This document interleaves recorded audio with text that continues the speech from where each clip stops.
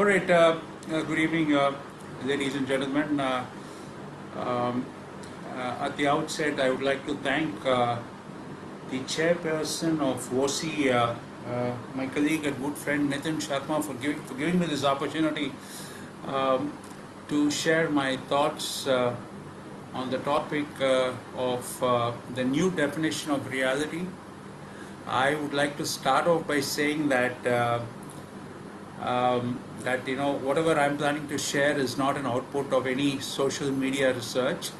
It is purely a set of narratives, short stories, based on some of my recent experiences, and I would invite you to use your own perspective lens, because I firmly believe that your truth is your truth, and maybe at the end of the session, where I will be interacting for about 15-20 minutes, all of us could pick up a few lessons from there.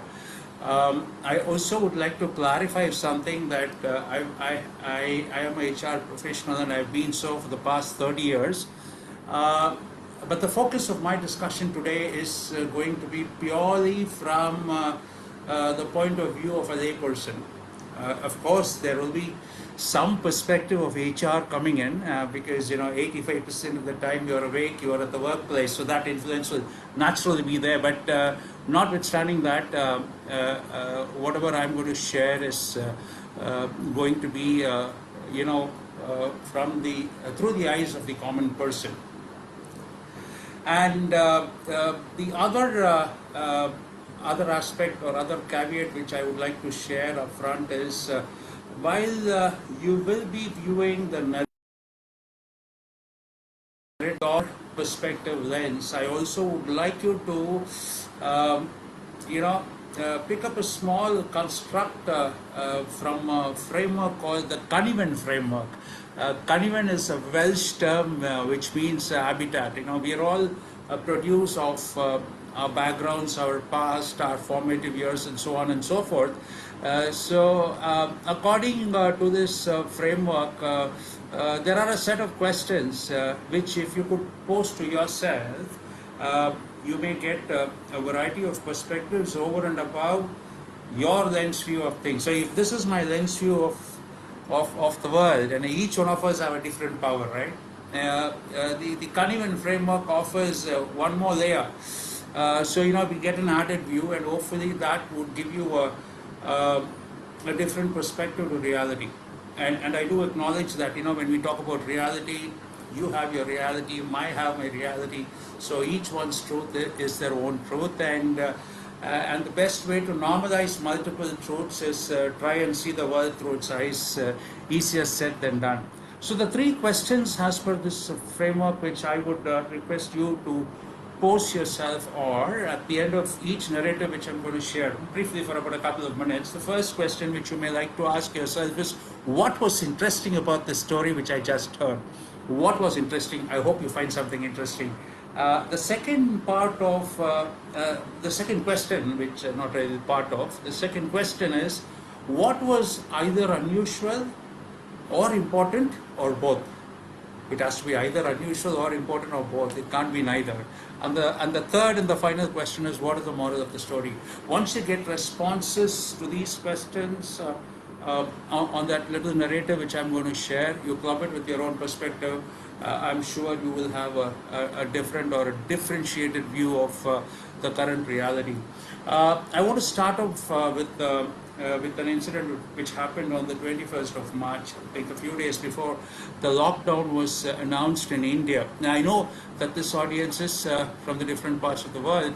In India, I think on 23rd or 24th of March, the Prime Minister announced lockdown, giving us a very short notice. And on 21st of March, which is a couple of days prior to that, there was a program on COVID-19 which was going on NDTV, leading national news channel, and as luck would have it, there was an interactive module, and when I dialed, I was able to reach the anchor. She's very popular, Sarah Jacob, and my question was very simple. I shared that, listen, we are hearing a lot of perspectives about COVID-19, and some data. So, something told me at that point in time, you can't kind of clean up COVID-19, keep it behind you like this and surge ahead. You need to somehow manage it for some time and then find innovative ways. And as many learned people have said, the end of COVID is only when you find an antidote or a vaccine, to keep it away from the mainstream of life and livelihood. So my question was very simple. Should we learn about coexisting with COVID-19? You let your life go on, manage COVID-19. We already have picked up a few tricks and tools like social distancing, mask, and hand sanitizing, don't touch your face, and so on and so forth. The first reaction which came from the anchor, which is Sarah Jacob, was, oh, that's a very disturbing question. So I was a bit surprised, what is disturbing? And of course, one of the panelists, Dr. Swapnil Parekh, he's one of the authors of the book, The Coronavirus, What You Need to Know About the Global Pandemic. He responded sharing that one shouldn't be pessimistic, and he also added stating that humanity and human civilization has encountered pandemics in the past, and we must have we must have faith on the collective wisdom. He also had it stating that this virus may come back after a couple of years, 3 years, 5 years. He was quoting some study from the Harvard University, and he said that look, but we must try keeping doing our best, because the virus is always ahead of us, and there is very little which we know about the virus at this point in time. So yes, the whole point, the whole response, or the flavor of the response which I received was, look, it's not okay to have the virus. For a minute, I'm not even championing the cause of COVID virus here. They said no to virus. And today, yes, I understand why not them, even I would say no to this virus. We are already in the third version. Thanks to IT, we have versions of lockdown 1, lockdown 2, we are stepping into lockdown 3, of course, with some relaxations in the different parts of the country. Now, at this point in time, I'll stop that story. I want to go back in life a good 37 years, not 37, 37 years ago, when I was in school. As part of my English prose, there was a very interesting story which was taught to us. I don't know why, but that story still resonates in my mind. It was a story by the poet Oscar Wilde. I think it was the title is called The Happy Prince. Let me recall. I would request the audience here to pick up the essence of the story. It's about a prince who lived very happy in his palace, and after his lifetime, they constructed a statue of the happy prince, and they put the statue on a tall pedestal or something outside of the palace, from where the statue could be viewed by the entire city. And people are very proud about the statue because they spent a lot of money in making the statue. It had eyes of precious stone and sheets of gold and so on and so forth. The story goes like this, that one day a swallow, a bird, was flying by, and I'm sure in a lighter vein we know the relationship between bird and statues, right? But this bird decided to rest on the feet of the happy prince, and suddenly it felt droplets of water falling on its head. So it kind of flapped its wings, went up a few feet, and actually saw the happy prince crying. So the story was something like this. The bird actually had a conversation, and the happy prince said that, look, I was in the palace, and at that point in time I didn't have the view of the city outside, and today here I am standing so tall, and I see that people aren't happy. There is misery, there is pain, there is suffering, etc., etc. And any requests or your orders as well? Do me a favor, is the eyes of that happy prince were, I think, sapphire, some precious stone. He said, can you remove this stone and hand it over to that person who's having this problem? Then the swallow, obeys the orders of the prince, pulls out that stone and goes and gives it to that person, which ameliorates the life of that person. And after some time, the other eye, so the prince is now blind, and the bird initially was reluctant, but does whatever the prince said, and then of course removes little bit of gold from the different parts of the statue, stones from here and there, and it starts addressing the issues. And ornithologists were very surprised to see the birds staying on because the winter had advanced, and it was very unusual. I still remember this part of it for the birds to stay on, but the bird was so engaged with the statue, and over a period in time, out of exhaustion and extreme weather conditions, the bird collapses and dies, and the heart, there was a huge creaking noise from within the statue, and the statue also kind of turns pale, etc. So the mayor, they uproot the statue because it's not looking as beautiful as before, and then they melt the statue and they find that the broken heart was that piece which wasn't melting, and they throw it away.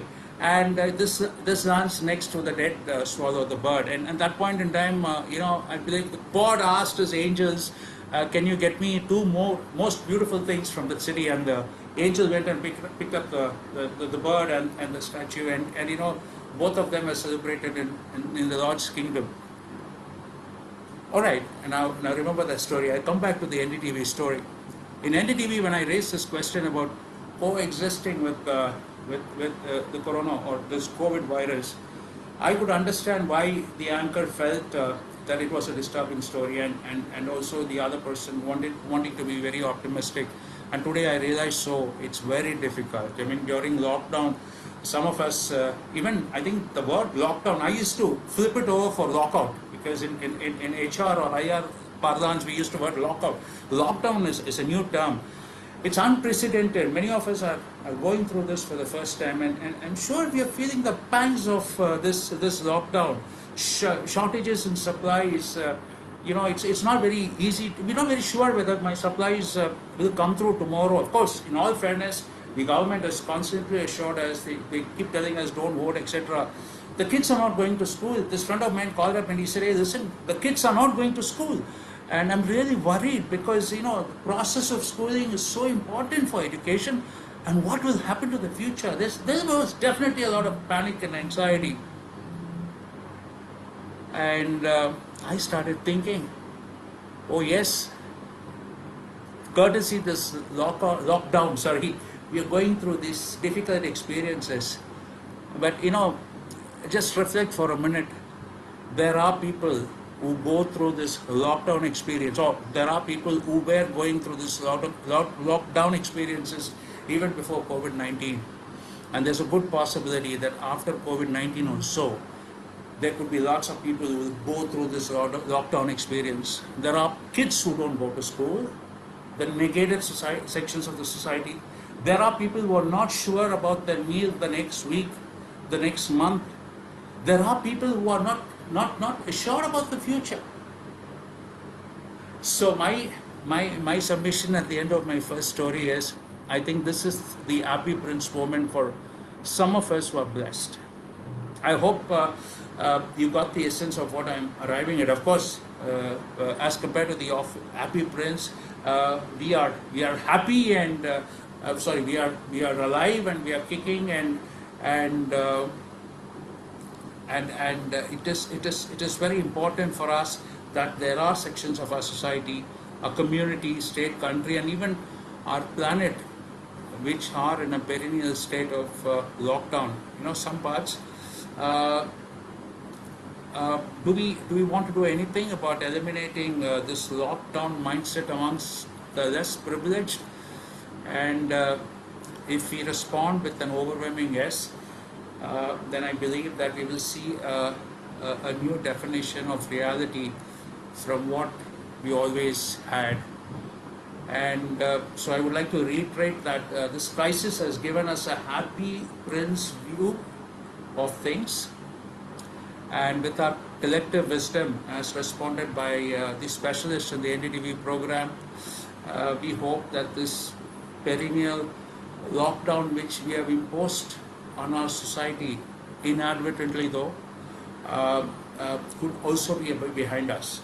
So one of the most important dimension of the new reality is that we must be even more socially conscious, because I think this crisis has told us one thing, that you need the well-being of others to ensure a decent quality of living for yourself. We are so intertwined in the society. So, through a totally different perspective, this point has been reinforced. So, let's not forget what we are experiencing today is something that some corners of the society were experiencing and will continue to experience. And so, this is the first story. So, respond to those three questions: what was interesting, what was unusual and important, and what is the moral of the story. And I'm sure all of us will see a different reality. The second, I'm moving on to the second story, and here I will talk to you about an experience, and I would also like to put you through an experience in the whole process. As a trainer, which is part of my role, I facilitate sessions on building teams, because organization is not about the bravado of an individual, it's about teams coming together, committing themselves for a higher purpose and delivering value. So as a part of team building, I put them through different experiences, and one such experience, I've been doing this for the past 20 years, and more recently I've branded it as Treasured Hunt. So what I do is I take this bunch of youngsters who could be either embarking on a career for the first time in their life, or alternatively they could be people who are coming together, for a new purpose, for a new assignment. So what I normally do is I take a bunch of them, and maybe about 8-10 of them, divide the larger team into smaller teams, take them to one corner of the city, take away the wallets, take away the mobile phones, make them absolutely impotent from the point of view of resources, and I give them the address of the venue, which is typically 60-70 kilometers away from that point, and I tell them to earn. No stealing, no begging, borrowing, stealing. That's the norm. You'll have to work, do some legitimate work, earn some money, and of course, in India you have public transport. I've tried this up in the Himalayas to the eastern coast of southern India.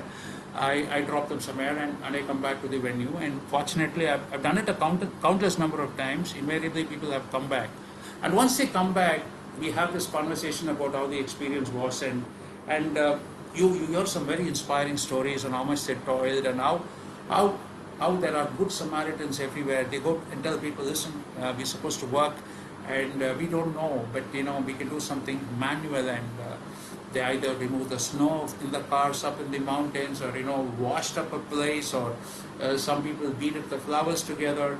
Whatever little bit of labor they could do, they earned their money and they came back, and it was such a wonderful experience. What is learning out of this? See, post-COVID, a lot of things will change.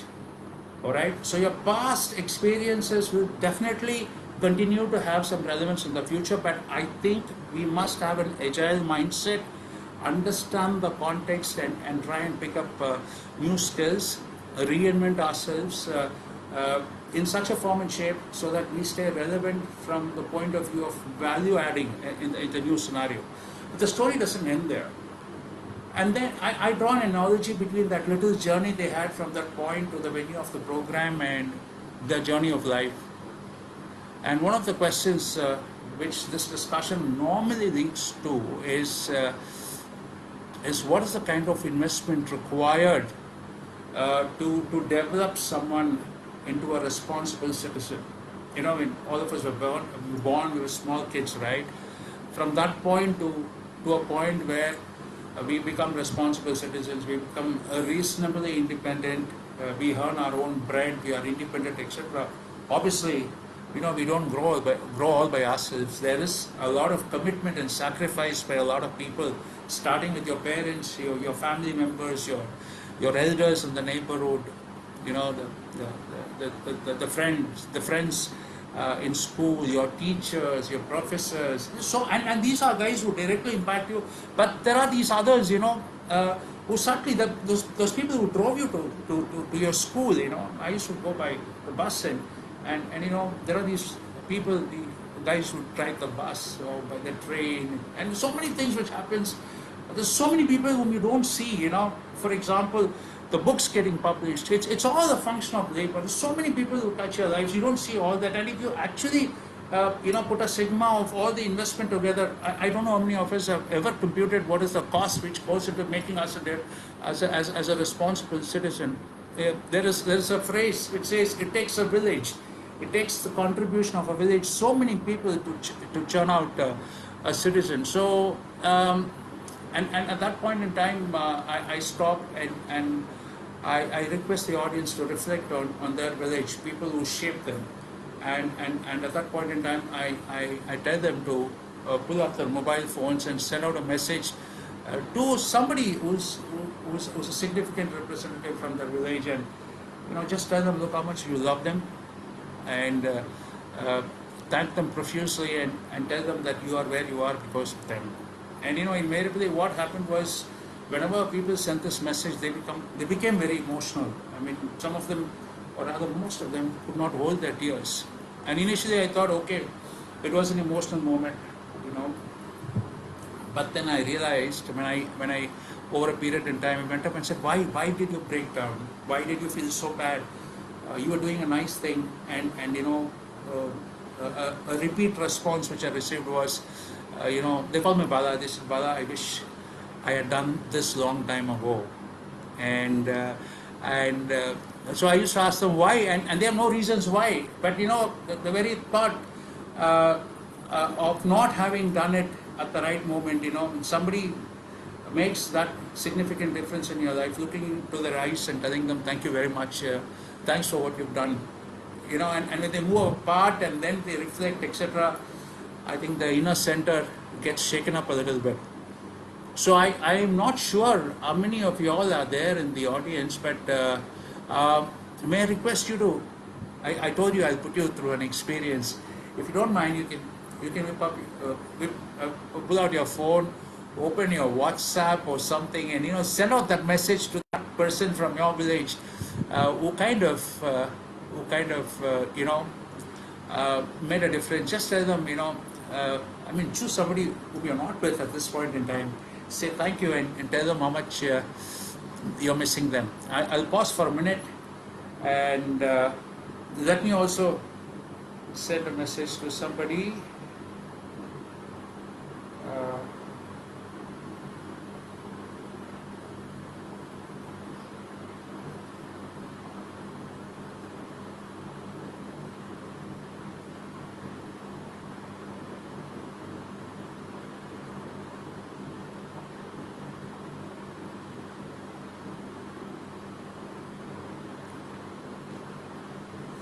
All right.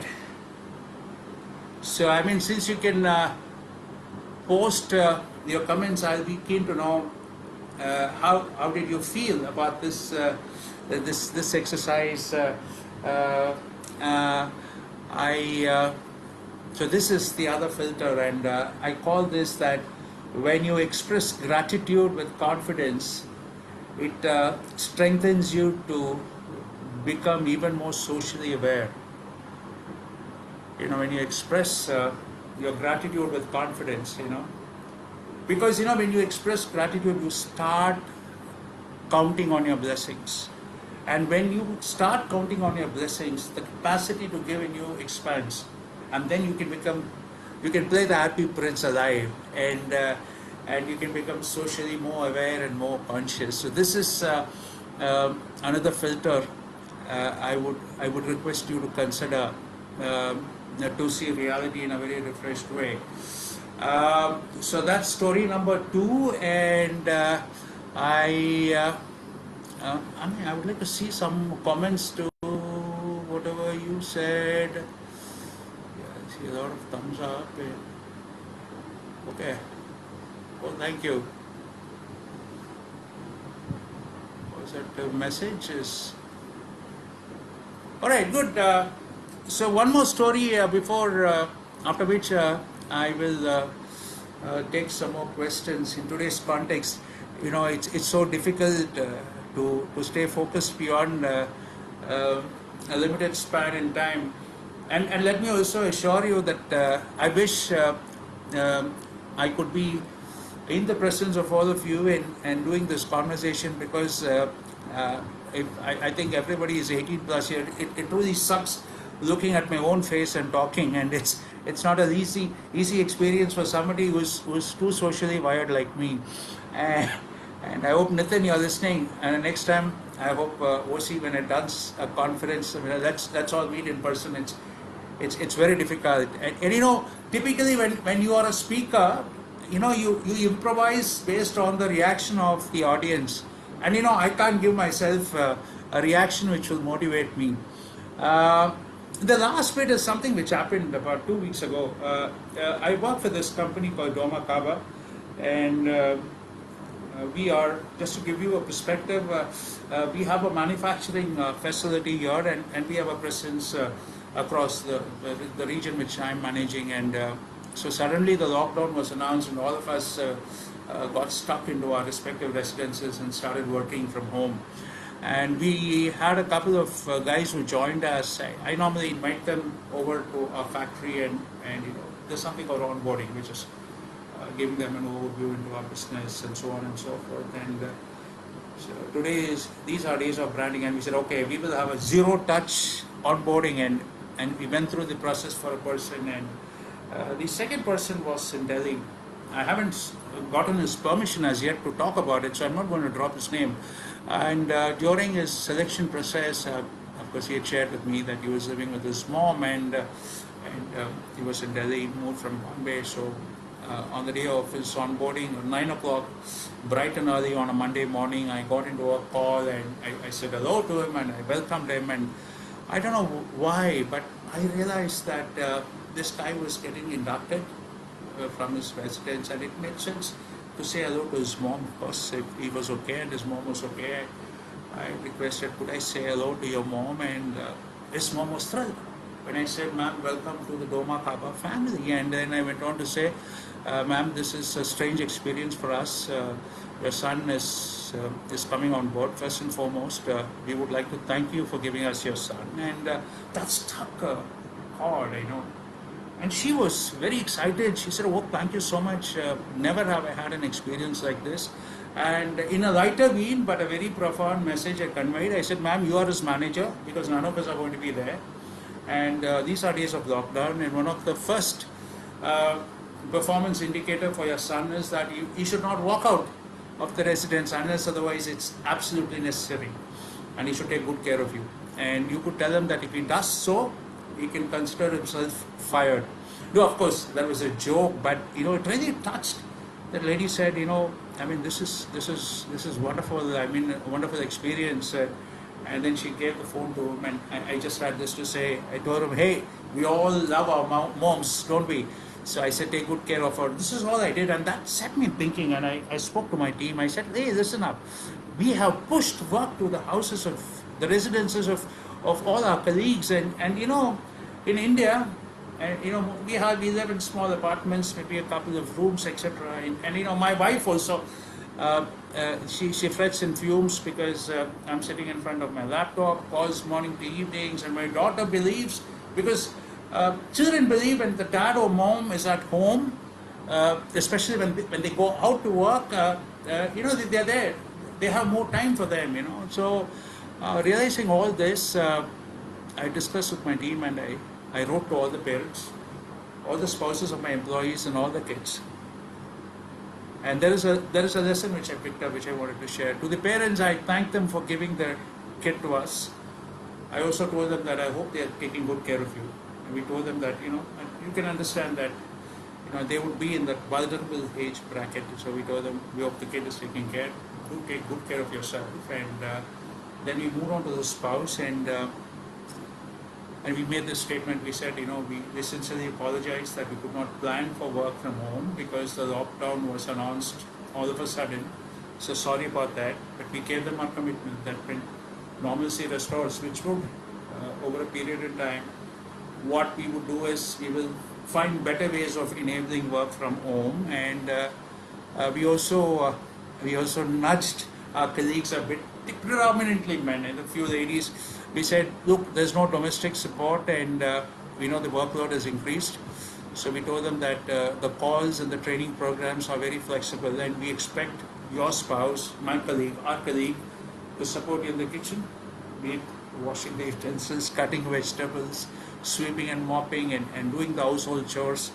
And and that was a message to many of our colleagues as well, in a lighter vein though. And then to the kids, we went and we explained to them, we said, we shared a secret. We said, look, your dad and mom is not as busy as they may sound to be, and they've been told to find enough time with you, and please have fun with them. And of course, we wrapped it up saying that this will pass. The protocols post-lockdown are there, and we need your cooperation, and together we can pull it off.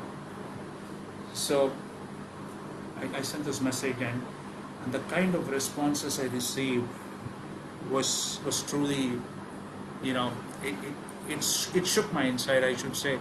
There were parents who wrote to me, you know, I mean, I could see they've taken the report of typing, quoting the Gita, quoting this, quoting that, etc., etc. And I've been writing to a lot of people. Like I said, I've never felt this experience. So I realized the need for connect. The need for connect without an agenda. The need for connect, understanding the state of affairs.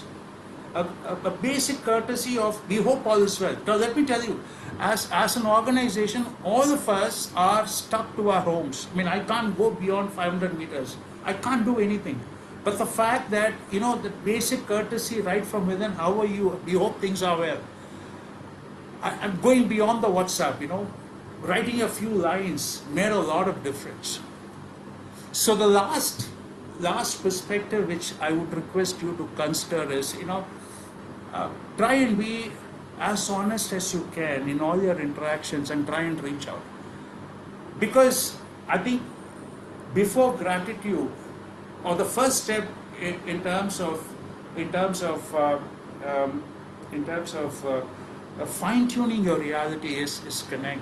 And for connect, if you try to be as genuine, people don't want much. That's what I realize. We are all social animals. We want to be included.